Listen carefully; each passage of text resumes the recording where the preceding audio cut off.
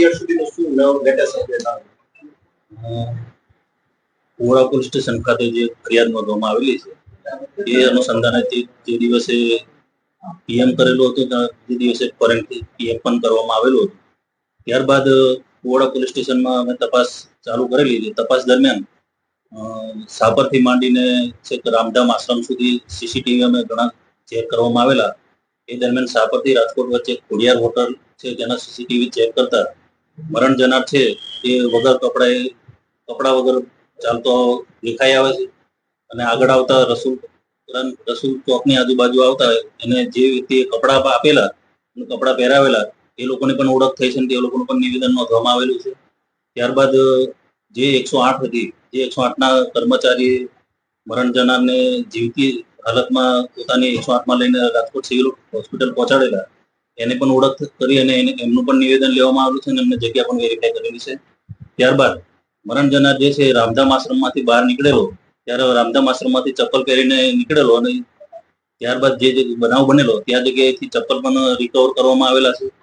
અને હાલ જે ફોરેન્સિક પીએમ કરવામાં આવેલું છે ફોરેન્સિક પીએમની નોટ પ્રાથમિક કારણ આવેલું છે જેમાં એની શરીર ઉપર નાની મોટી 42 જેવી ઈજાઓ ફોરેન્સિક પીએમમાં મળેલ છે અને એનું મોત ઈજાઓના કારણે મોત થયેલાનું હાલ ફોરેન્સિક પીએમમાં આવેલ છે. અને હાલ અત્યારે પોલીસ સ્ટેશનથી દરેક બનાવવાળા સ્થળેથી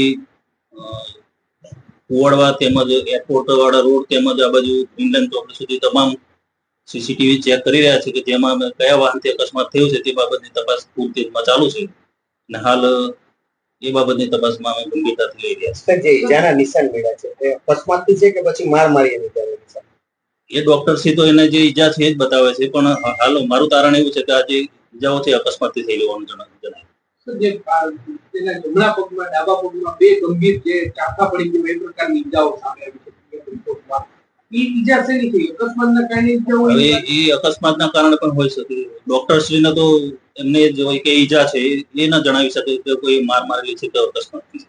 પણ હાલ જે જગ્યાએ પરથી અમને 108 પિકઅપ કર્યા હતા અને જે જગ્યાએ વર્ણન કર્યું છે કે આ રીતના આ પરિસ્થિતિમાં હતા એ જોતા એવું લાગી રહ્યું છે કે અકસ્માતથી થઈ હોવાનું જણાય. પરિવારજનો કન્ટિન્યુ જે આમાં શંકાસ્પદ મોટી આશંકા વ્યક્ત કરી છે. કેટલીક વાતો એવી પણ આવે છે કે જ્યારે અકસ્માત સર્જાયો એટલે ત્યારે જે શંકાસ્પદ જગ્યા વાહનો છે તે પણ આવી ગયા હતા. તો આ વાતમાં કેટલી ના એ બાબતમાં અમને કોઈ એવું જાણકારી મળેલ નથી.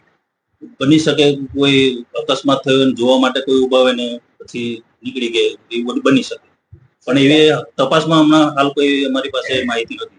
સિવિલ હોસ્પિટલે જ્યારે લાવ્યા ત્યારે તો ત્યાં વાહનો પાછળ ત્યાંના સીસીટીવી પર કબજો કરવામાં આવ્યો? ના એ હાલ અત્યારે અમે જે રોડના ને એના એ બધા છે જો અમારી પાસે એ વાત આગળ આવશે તો અમે એ બાબતના પણ સીસીટીવી ચેક કરવામાં આવશે.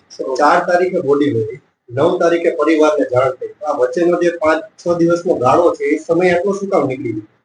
અમારી પાસે જ્યારે આ રીતના જે મળેલા ત્યારબાદ મરણ ગયેલ ત્યારે અનનોન હતા એની ઓળખ થઈ નથી એટલે એની ઓળખ માટે અમે પ્રયત્નો કરી રહ્યા હતા કે આની ઓળખ ક્યાંથી થાય એટલે ઓળખ